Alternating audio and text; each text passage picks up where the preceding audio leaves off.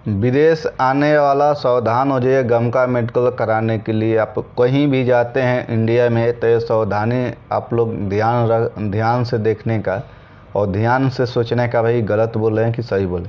हम 2013 में गम का मेडिकल कराने के लिए अहमदाबाद गए थे अपना मस्कट आने के लिए। तो एल&टी में मैं आया, इंटरव्यू दिया था एल&टी में। वो एजेंट में मोरा टेकरा से वो एजेंट बोला था कि जाओ अपना उधर में अहमदाबाद में है गम का मेडिकल करा लेने का। उस समय 4200 की 4500 रुपये करेक्ट याद नहीं, 4500 की 42 के बीच में ले रहा था उन लोग।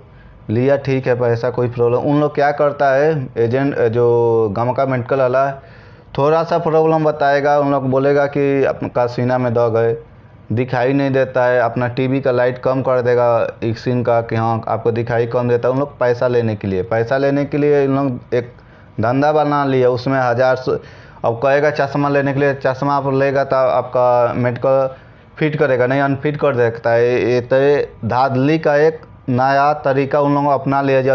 अजूबे से नहीं, जो विदेश जाता है उन लोग को मालूम है कि उन लोग का क्या क्या प्रॉब्लम होता है मेडिकल कराने के बाद। कुछ रहता नहीं है। उन लोग क्या करेगा 2000-4000 का दवा लिख देगा कि जाओ इस दुकान से ये प्रॉब्लम है, दवा ले लेने का। उसके बाद मेडिकल 10 दिन के बाद चाहे 15 दिन के बाद कराने का। तो आदमी क्या करता है कि छोड़िए हटाइए सर, वो 2000 का दवा लेना है तो बोल देगा कि सर वो कुछ हो जाना चाहिए। सीधे वो आदमी बोल देता है कि सर आप पैसा ले लीजिए 1000-1200 चाहे 2000 जो भी ले लीजिए, मेडिकल क्यों कराएंगे, अनफिट क्यों करेंगे, हमको फिट कर दीजिए। तो बोलते हैं कि ठीक है। ये हर जगह मैं देख लिया कि ये गम का मेडिकल धांधली करता है हर जगह। ऐसे ही मैं मस्कट आने के लिए 2022 में मैं आया था, अपना लखनऊ में मेडिकल कराया था। तो वो भी मेडिकल वाला हमको बोला कि आपका मेडिकल फिट है। बोल रहा है कि आँख का आपका प्रॉब्लम है, आँख से बराबर दिखाई नहीं देता है।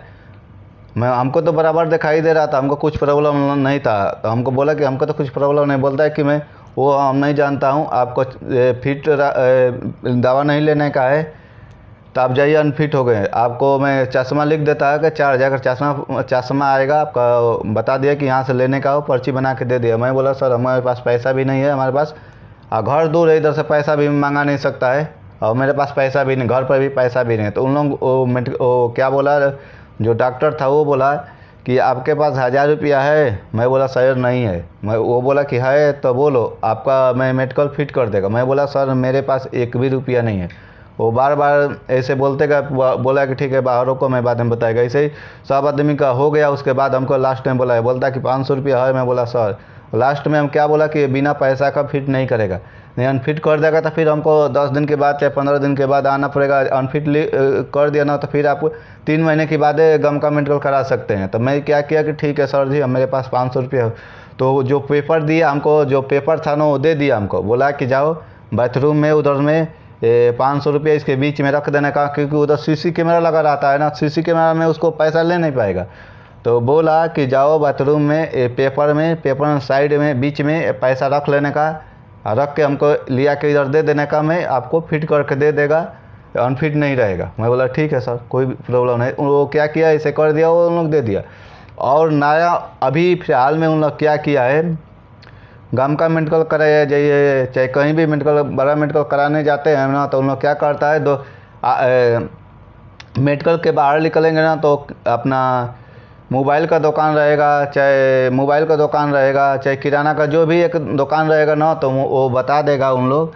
चाहे झिरक्स का दुकान रहेगा, उधर बता देगा कि इस दुकान पर जाइए, उस पर फ़ोन पे पैसा कर दीजिए। और उन लोग एक पर्ची देगा, मेडिकल वाला एक पर्ची देगा, उस दुकान पर जाइए। उन लोग का नाम पता लिखा रहता है, मोबाइल नंबर लिखा रहता है, दुकान बताता है कि इधर में आपको जाने का है। तो वो दुकान पर जाएंगे, आपको 2000-4000 100 में जो भी है इतना पैसा वो ले लेगा। फिर वो मोबाइल उन लोग के मोबाइल पर मैसेज डाल देगा कि हाँ ये पैसा मेरे पास मिल गया, इन लोग ये आदमी दे दिया, पासवर्ड नंबर लिख के उधर भेज देगा। भेजने के बाद उन लोग जाएगा तो मेडिकल करा देगा। मेडिकल तो हुआ रहता है, उन लोग बाद में क्या करेगा, रिपोर्ट को ओके करके दे देगा, कहेगा कि ठीक है आप फिट है। और इसमें कमाई किसका है, डॉक्टर के भी है। जो एजेंट लोग हैं उन लोग को भी सोचना चाहिए कि हाँ ये गलत हो रहा है। हम लोग के जो इंटरव्यू जितना और होने के बाद उन लोग क्या करता है, मेडिकल अपना रिपोर्ट एजेंट लोग के देने के बाद उसमें वीज़ा आता है। 20 मेडिकल कराए ना तो 15 मेडिकल आता है, 5-6 वीज़ा नहीं आता है, क्योंकि वो क्लाइंट को उतना आदमी चाहिए ही नहीं।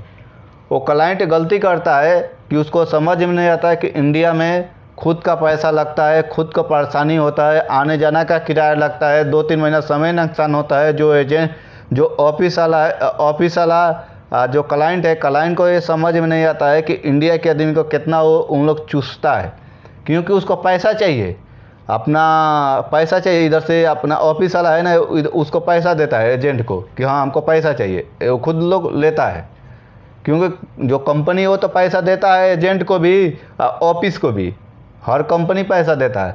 बाकी जो इंटरव्यू के लिए आता है उन लोग अपना जेब भरने के लिए ऐसा करता है, तो वो अच्छा बात नहीं है। कोई भी क्लाइंट जाए जो अपना जितना आदमी चाहिए उतना ही के मेडिकल कराए।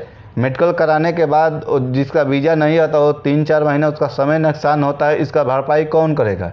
इसका कोई जिम्मेदार है कि हाँ इसके लिए कोई जिम्मा लेगा? ऑफिस वाला जिम्मा लेगा कि अपना में ऑफिस वाला जिम्मा लेगा कि अपना एजेंट लेगा जिम्मा, कि जो इंटरव्यू लिया उसका जिम्मा? इन लोग अपना जिम्मा कोई नहीं लेता है। वो बाद में कहेगा कि भैया आप नेक्स्ट टाइम में देखिए दूसरा इंटरव्यू रहा है, उसमें इंटरव्यू मारिए, इससे बढ़िया क्लाइंट है, बढ़िया कंपनी है। तो ये क्यों नहीं बोलता है? गलत है। कोई भी ऑफिस वाला चाहे एजेंट लोग अपना क्लाइंट से बोलता भी नहीं है कि हाँ भाई ये गलत है, आप लोग ऐसा काम मत कीजिए। जो हम लोग इधर से बहुत आदमी मेहनत से बुलाता है, दूसरा जगह से दूर दूर से आदमी आता है, फिर हम लोग के बाद में उन लोग आदमी मिलेगा नहीं, ऐसा आप लोग करेगा तो एजेंट को भी बोलना चाहिए, अपना क्लाइंट को भी सोचना चाहिए कि हाँ ये गलत कर रहा है। एजेंट लोग का कम दोष है, क्लाइंट का ज़्यादा दोष है। रेट भी कमती लगाता है, रेट भी चुतिया बना के बोलता है कि उधर बहुत ओटी चलेगा, 1.5 ओटी चलेगा, डबल ओटी चलेगा। इधर आने के बाद कुछ भी नहीं चलता है। ज़्यादा करके हर कंपनी का मैं बता रहा हूँ, जो कम रेट लगाएगा कंपनी, जो बड़ा कंपनी है कम रेट लगाएगा ना तो उसमें ओटी चलेगा। एक नॉर्मली एक बात सुन लीजिए, जो थोड़ा 1500-1600 बेसिक लगाएगा ना, फिटर उटर का चाहे जो भी, उसमें पक्का है ओटी। हर कंपनी का रूल लगा दिया तो थोड़ा ज़्यादा वो पैसा देगा। अधिकतर कंपनी का ओटी उसमें चलता नहीं है, क्लाइंट लोगों को चलाएगा नहीं, क्योंकि वो जल्दी से काम ख़त्म हो जाए तो उन लोग को प्रॉब्लम हो जाएगा। जल्दी से काम ख़त्म हो जाए तो जो कंपनी का मालिक है उन लोग को भेज देगा इंडिया। तो इसके लिए उन लोग सोचता है कि नहीं, हम लोग का ओटी चलाने का नहीं है, कम ओटी चलाने का है, काम भी ज़्यादा नहीं कराने का है, कि जल्दी काम ख़त्म कर देगा, प्रोजेक्ट ख़त्म हो जाएगा तो हम लोग को इंडिया भेज देगा।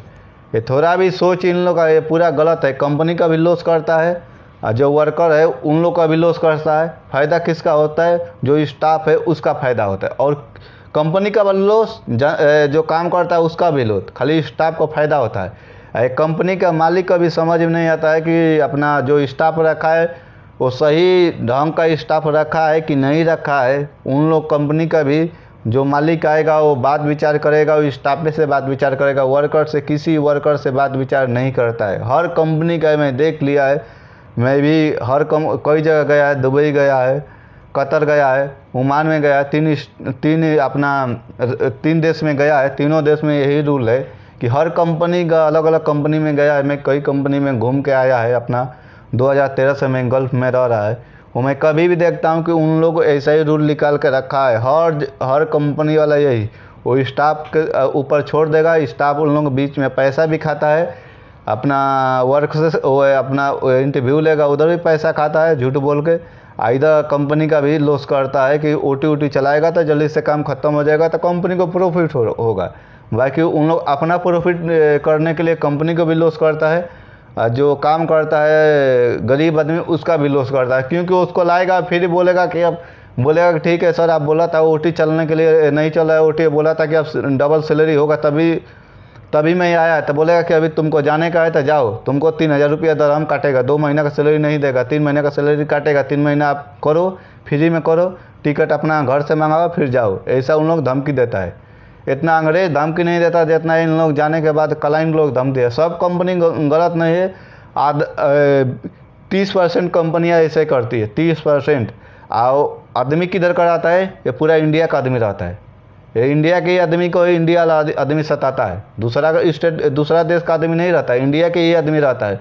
जो स्टाफ रहता है किधर का रहता है? इंडिया के ही आदमी रहता है। इंडिया वाला आदमी को समझ में नहीं आता कि आदमी कितना प्रॉब्लम करके आया है इंडिया से। उन लोग कुछ समझ में नहीं आता, क्योंकि उन लोग पैसा का एकदम भूखा है। थोड़ा भी समझता नहीं है कि आने के बाद भी क्या क्या प्रॉब्लम होता है, उन लोग थोड़ा भी नहीं सोचता है। हर कंपनी का एक ही रूल हो गया कि उन लोग पैसा खाएगा हमेशा, ये बहुत गलत है। और एक बात है, जो कंपनी में आप आ गए, ठीक है 2 साल आप काम किए, वीज़ा आप लगाना चाहते हैं तो उन लोग क्या बोलेगा ना कि आप वीज़ा लगा लो, अभी कंपनी जो प्रोजेक्ट चला उसमें लॉस हो गया है, कंपनी का एक भी फ़ायदा नहीं हुआ, आपका जो रेट है ना सेम रेट रहेगा, आप लगाना चाहते हैं तो लगा लें, जाना चाहते हैं जा सकें।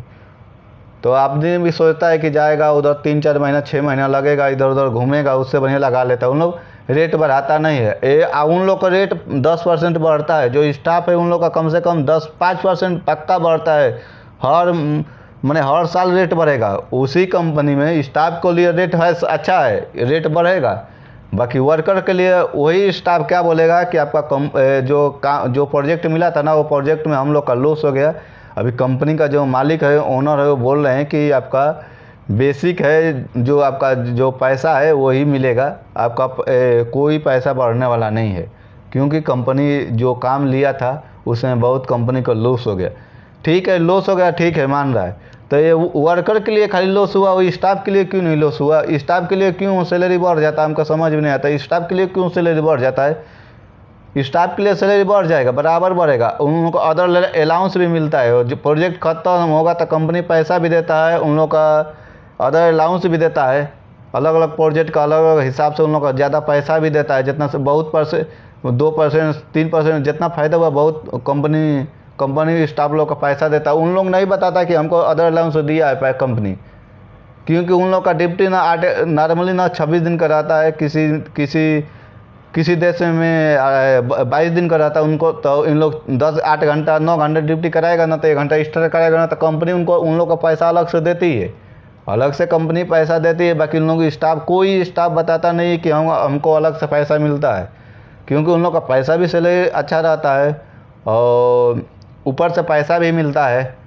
रूम भी अलग है, रूम का बात छोड़िए, रूम भी अलग है, खाना पीना भी अलग है, हर चीज़, बस भी अलग है स्टाफ का। वो बात तो जगह अपनी जगह पर है, चलो भाई स्टाफ है, चाहे उन लोग डिग्री करके आए, पढ़ाई करके आए, वो बात समझ में। बाकी ये कैसे बात समझ है, जो परसेंटेज है पैसा का बढ़ाने के लिए वीज़ा लगाने के बाद, वो तो बढ़ना चाहिए ना, ये भी नहीं उन लोग बढ़ाता है। तो ये अपना हर स्टाफ से मेरा गुजारिश है, जनता को भी, जो गरीब आदमी है इसका भी देखिए, वो ज़्यादा सैलरी का नहीं है, कोई 15, कोई 20,000, कोई 22,000, 25,000, 30,000 रुपया आदमी कमाने वाला है, जो इंडिया से जो वर्कर आता है, इससे ज़्यादा पैसा कमाता नहीं है। स्टाफ लोग कम से कम 1.5 लाख का सैलरी वाला है इधर में, किधर भी आप सऊदी, दुबई किधर भी खाली देश में आप जाइए, इससे कम सैलरी नहीं है। बाकी वही स्टाफ 20,000, 22,000, 23,000 को दिक्कत होता है, क्योंकि बोलता है कि कंपनी लॉस में जाए, 20-25,000 काम पैसा से कंपनी लॉस में चला जाएगा, लॉस में जाता नहीं है, लोग झूठ बोलता है, हर कंपनी वाला झूठ बोलता है, स्टाफ लोग झूठ बोलता है कि ऊपर से जो टॉप मैनेजमेंट है ना, वो बोलता है कि ऐसा सैलरी बढ़ाने का नहीं, जो कंपनी का रूल है वो बता देने का, वो मालिक थोड़ी नहीं बोलता, अपनी मर्जी से इन लोग बोलता है। बहुत कंपनी पहले रेट बढ़ा रही थी, 2 महीना 6 महीना पर चाहे वीज़ा लगेगा ना, तो उसमें पक्का रेट बढ़ाएगा, कुछ ना कुछ पैसा बढ़ाएगा। जो ज़्यादा काम किया, ज़्यादा मेहनत किया, ज़्यादा प्रोडक्शन दिया, उसको ज़्यादा सैलरी बढ़ाएगा, जो कम काम किया उसको कम सैलरी बढ़ाएगा। मैंने कुछ ना कुछ सबका परमानेंट सैलरी बढ़ाता था।